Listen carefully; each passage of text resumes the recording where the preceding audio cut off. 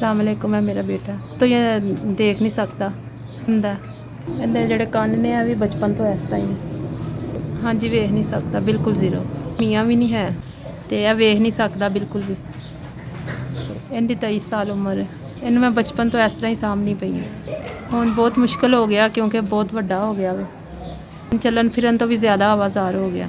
ਡਾਕਟਰਾਂ ਨੇ ਵੀ ਇਹ ਕਹਿ ਦਿੱਤਾ ਕਿ ਇਹ ਕਦੀ ਵੀ ਨਹੀਂ ਵੇਖ ਸਕਦਾ ਮਜ਼ਦੂਰੀ ਕਰ ਨਹੀਂ ਸੀ ਲੇਕਿਨ ਹੁਣ ਇਕੱਲਾ ਨਹੀਂ ਰਹਿ ਸਕਦਾ ਇਹਦੀ ਵਜ੍ਹਾ ਤੋਂ ਮੈਂ ਛੱਡ ਦਿੱਤਾ ਤੇ ਹਾਲਾਤ ਵੀ ਬਹੁਤ ਖਰਾਬ ਨੇ ਕਿਉਂਕਿ ਮੈਂ ਵੀ ਨਹੀਂ ਕੁਝ ਕਰ ਸਕਦੀ ਇਹਦੀ ਵਜ੍ਹਾ ਤੋਂ ਇਹ ਤੁਸੀਂ ਮੇਰੇ ਘਰ ਦੀ ਹਾਲਤ ਦੇਖ ਸਕਦੇ ਹੋ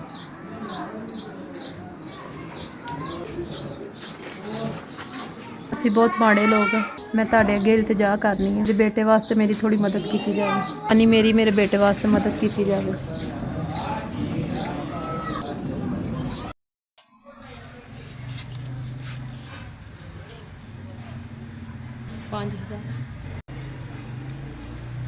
ਅਦਾਰੇ ਦੀ ਬਹੁਤ ਮਿਹਰਬਾਨੀ ਅਦਾਰੇ ਦੀ ਬਹੁਤ ਸ਼ੁਕਰਗੁਜ਼ਾਰ ਹਾਂ ਤੁਸੀਂ ਮੇਰੇ ਬੱਚੇ ਵਾਸਤੇ ਮੈਨੂੰ 5000 ਰੁਪਏ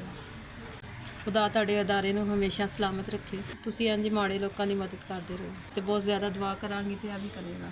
ਤੁਹਾਡੇ ਅਦਾਰੇ ਦਾ ਬਹੁਤ ਸ਼ੁਕਰੀਆ ਤੁਹਾਨੂੰ 5000 ਦੀ ਮਦਦ ਕੱਲੀ ਮਾਂ ਪੁੱਤਰਾਂ ਨੇ ਮੈਂ ਤੁਹਾਡਾ ਆਸਾਨ ਕਦੀ ਨਹੀਂ ਭੁੱਲਾਂਗਾ ਮੈਂ ਤੁਹਾਡੇ ਤੇ ਤੁਹਾਡੇ ਅਦਾਰੇ ਵਾਸਤੇ ਦੁਆ ਕਰਨੀ ਕਿ ਤੁਸੀਂ ਸਾਡੇ ਵਰਗੇ ਹੋਰ ਲੋਕਾਂ ਦੀ ਵੀ ਮਦਦ ਕਰੋ ਮੈਂ ਇਸ ਬੱਚੇ ਦੀ ਵਜ੍ਹਾ ਤੋਂ ਪਰੇਸ਼ਾਨ ਸਾਂ 5000 ਰੁਪਏ ਭੇਜਿਆ ਹੁਣ ਮੈਂ ਰਾਸ਼ਨ ਡਲਵਾ ਲਾਂਗੀ ਨਾਲੇ ਇਹਦੇ ਵਾਸਤੇ ਵੀ ਕੁਝ ਲੈ ਆਵਾਂਗੀ